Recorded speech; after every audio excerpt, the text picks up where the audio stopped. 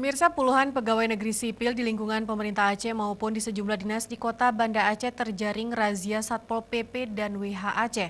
Puluhan PNS tersebut tengah nongkrong di sejumlah warung kopi di kawasan kota Banda Aceh pada saat jam kerja.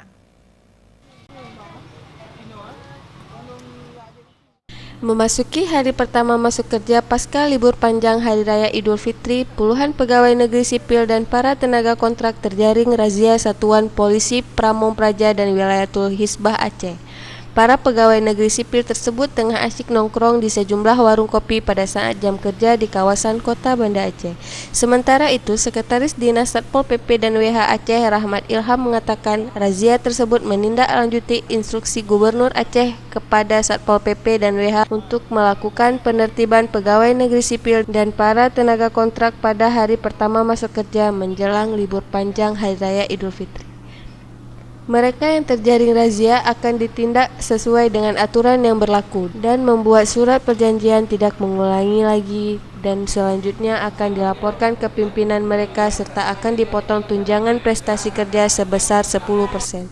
Rahmat juga berharap para PNS dan para tenaga kontrak tidak membudidayakan nongkrong di warung kopi pada saat jam kerja sebab PNS merupakan pelayan bagi masyarakat. PNS juga digaji oleh negara untuk melayani masyarakat.